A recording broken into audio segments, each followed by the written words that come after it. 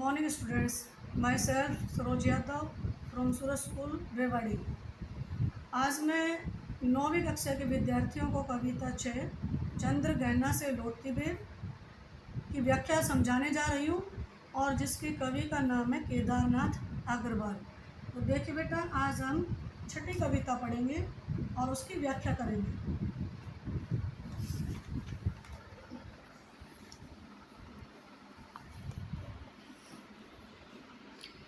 कविता पढ़ने से पहले बेटा आप इसके बारे में थोड़ा समझेंगे कि इस कविता का जो कवि केदारनाथ अग्रवाल है वो नगर में रहता था, अर्थात शहर में रहता था, और वो किसी कार्यवश वो गांव में लौटकर आया है।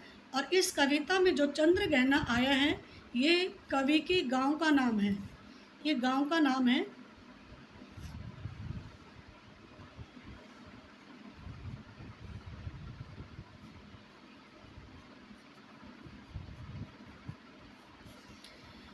देखिए बेटा, ये चंद्रगहना गांव का नाम है और कवि जब गांव से लौटते समय वापस शहर में जाते हैं तो वो गांव के खेत के किनारे पर बैठकर प्रकृति का सौंदर्य देखते हैं।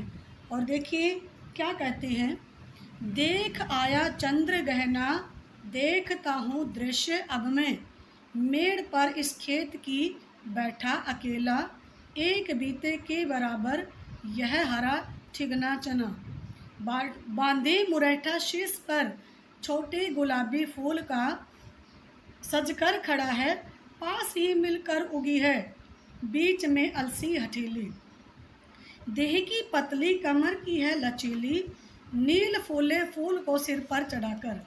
देखिए बेटा, इस कविता में कवि कहता है कि मैं चंद्र गहना नामक गांव को देखकर लौट आया हूँ, देखता हूँ दृश्य अब मैं, मेड़ पर, मेड़ हमने बताया था किनारा, मेड़ मीन्स बताया था किनारा, इस खेत पर की बैठा अकेला। अब देखिए बेटा, इस कविता में कवि ने किसान के खेतों में खड़ी फसल की साधारण सुंदरता में असाधारण सुंदरता की सृजनात्मक कल्पना की है, यानी बनावटी कल्पना की है। यह कवि कहता है कि मैं चंद्र गहना नामक गांव को देख आया हूँ, अब वह खेत के किनारे पर अकेला बैठा हुआ है और खेत को अत्यंत तन्मयता से देख रहा है। उसने खेत में एक बीते के बराबर, बीता होता है बेटा, देखिए मेरे हाथ की साइड देखिए एक बार, जैसे हम ये कहते ना, ये जो हमारी सबसे कनिष्ठ उंगली है इससे लेकर के जो हमारा अंगूठा होता है इसका माप बेटा 22.5 सेंटीमीटर का होता है। छोटी, सबसे छोटी वाली उंगली से लेकर के ये अंगूठे तक का माप, ये देखिए 22.5 सेंटीमीटर, आपके पेपर में आ सकता है सेंटीमीटर। बीते का मतलब होता है 22.5 सेंटीमीटर, 22.5 सेंटीमीटर। यह हरा ठिगना चना बांधे मुरैठा, देखिए मुरैठा मीन्स होता है पगड़ी या साफा, और शीश का मतलब होता है सिर पर। अब देखिए कवि क्या कह रहे हैं कि उसने खेत में एक बीते यानी एक बालिश्त के बराबर, ब्लात भी कह देते हैं बीते को और बालिश्त भी कह देते हैं, के बराबर खड़े चने के एक छोटे से पौधे को देखा। ठीक ना, होता छोटा सा नाटा, बांधे मुरैठा शीश पर छोटे गुलाबी फूल का। आपने देखा होगा कि जो चने का जो पौधा होता है उस पर बेटा गुलाबी रंग के फूल आते हैं, गुलाबी फूल का।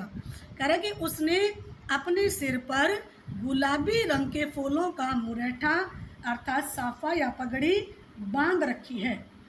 कह रहा कि ऐसा लगता है कि वह छोटा सा चने का पौधा अपने सिर पर गुलाबी फूलों का साफा बांधे हुए खड़ा है और वह सज धज कर खड़ा हुआ है, पास ही मिलकर उगी है बीच में अलसी हठीली।